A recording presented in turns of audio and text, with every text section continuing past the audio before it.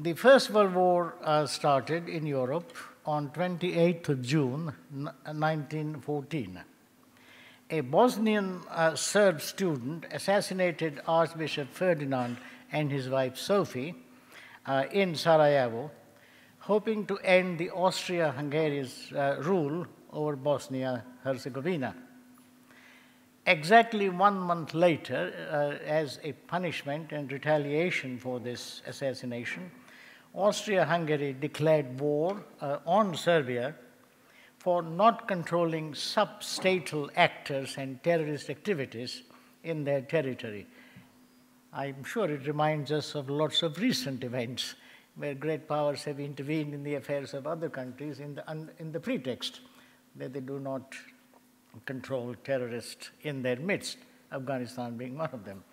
Anyway, a series of alliances and treaties as a result of this declaration of war, a series of alliances and treaties brought several countries into the war, such as Britain, France, Germany, Belgium, and Russia.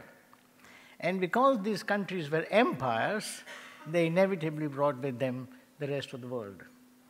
In those days, the great empires controlled 84% of the world's population.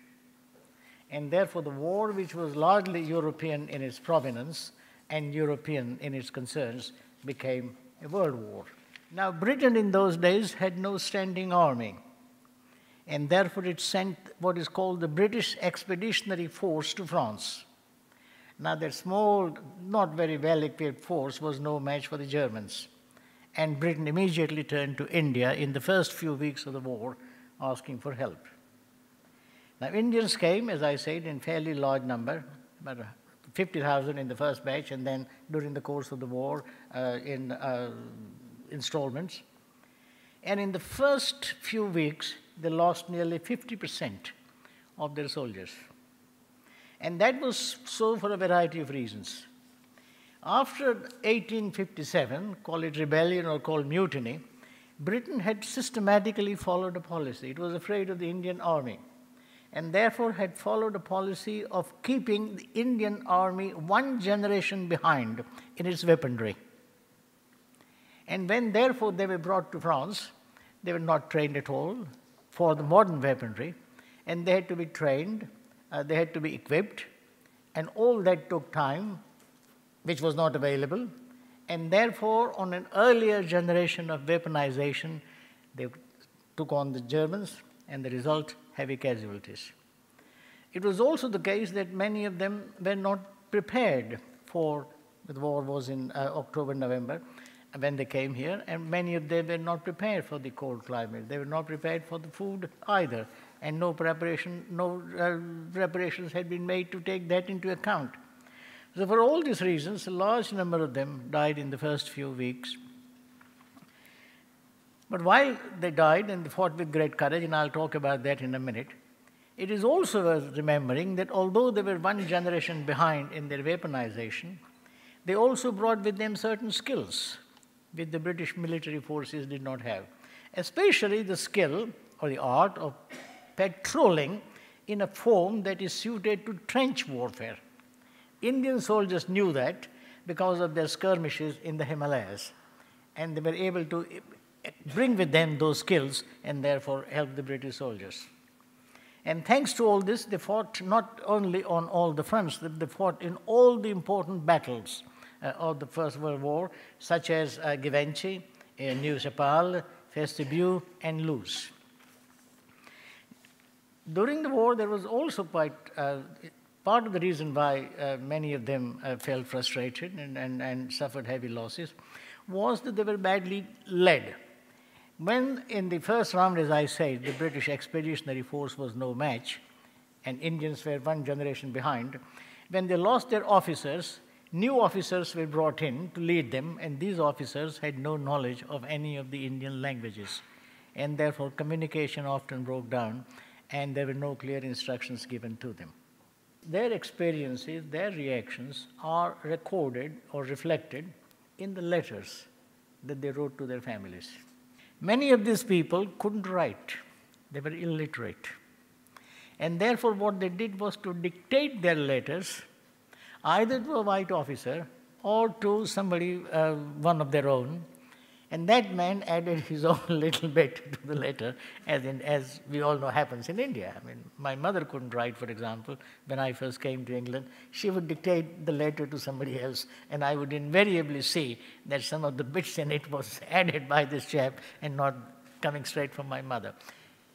So they added stuff of their own. Military censors sometimes added some stuff because they wanted to make sure that no bad reports about the war reached India, because your future recruitment would stop.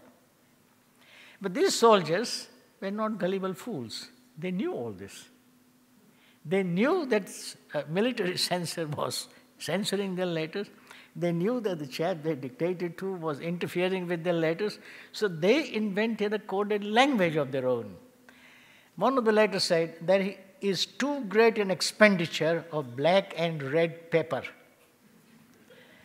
We enjoy omelette, we enjoy our food, but there is too much of expenditure on black and red pepper. Black is us, red is the British. The language is also quite important. To talk about whites comes much later. In those days, the Europeans were often referred to not so much as whites, but as reds. I mean, you can take your picks, you can call them pinks or any other color. But I'm surprised that the Indians refer to themselves as black pepper, because the black is not a color. Indians are racist in their own way, and black is not the color that they would normally use to describe themselves, but they evidently did because they had no choice. Because paper can be either black or red. Red is chilly. They couldn't say brown paper because they'll be caught. So they said huge expenditure of black and red paper, which means ordinary soldiers are being sacrificed without much forethought. Or, if they want to say that we are the first to be sent and killed, the second quotation, black paper is used up first and quickly. And there is an increasing shortage of black paper because it is being used up first. So, which is a way of saying we are being used as cannon fodder. Who were these people? There's 1.5 million people. Who were they? Where did they come from? And why did they join the army during the war? Well, they came from a large number of areas in India, but mostly from the Punjab. They were Muslims and Sikhs, by and large, about 80% of them, and Hindus amounted to about 20 to 22%. Why did they come? Why did they volunteer? Because this was not an army of conscripts. This was a voluntary army. Why did they join the army? Well, there were several reasons, some obvious, some not so obvious. First, of course, it brought money. If you join the army, many of them were farmers in Punjab, Jats, same thing in UP, and this provided an additional and rather lucrative source of income. Second, many of them, when they were interviewed, said izzat, that it made them kshatriyas. Fighting was the profession of the kshatriyas. And in a caste-ridden society such as ours, if you were able to say, look, I am a soldier, I fight, your social status rises because you are a kshatriya. It also brings you and your family certain prestige because you fought for the empire, you fought in the war, you went to Europe. So partly to increase the social status of your family, partly to improve your caste status, and partly, of course, to increase the reputation of your family and naturally of the subsequent generations. Many of them were also already used to be going abroad as part of colonial expeditions, which were conducted by the colonial rulers. I mean, they went to Afghanistan, they went to other parts, and many of them were sometimes taken. So there was already a tradition of being part, either as conscripts or as voluntary soldiers in colonial expedition. There was also, and this may not surprise many of us, although it did surprise me when I first read this, there was also this enormous sense of loyalty to the king. Not to the empire, because empire is an abstraction. They were saying, look, we live under the rule of His Majesty, and therefore, just as we have traditionally obeyed and given our loyalty to the king, we should do the same here. And therefore, intense sense of loyalty to the king. And also, this may surprise some, that these people coming from villages, they were very anxious, perhaps, I don't know the full history, but badly treated, looked down upon, and they wanted to prove to the Europeans that when it came to fighting or when it came to dying, they were in no way inferior to the British, to the rulers. So part of the reason for joining was to prove their mettle and to establish their equality with the Europeans. And it's very striking in this context that even someone like Mahatma Gandhi supported the First War, and not only that, but in 1916-17 went about recruiting soldiers for the First World War, and he gave 4 reasons. He was not always consistent in his reasoning, but he gave 4 reasons. First, he was convinced that this will facilitate independence, because if Indians fought for the Raj, then it becomes legitimate for them after the war is over to ask for greater degree of independence. Secondly, he said, look, we have enjoyed the benefits of the empire, and therefore we owe it to the empire to return. Jiski roti khai hai, we have benefited from them, and therefore we must reciprocate. His third reason was that the war was fought in the name of freedom. And it is therefore important that Indians as freedom-seeking people ought to support a side which was committed to freedom. And most importantly for him, or not most important, but one of the most important reasons for him was a very complex one. He said, Indians, he said, in all the campaigns that he had led, campaigns of Satyagraha in South Africa and some movements in India, were cowards. And their non-violence was the non-violence of coward. It was not the non-violence of courage. A truly non-violent person can only be one who has the courage, who is prepared to kill, because it is only he who is prepared to kill is also likely to be someone who is prepared to die. And he thought that what the war would do is to train Indians into the art of defending themselves, develop their courage, and therefore make them proud and therefore fit for Satyagraha and the practice of non-violence.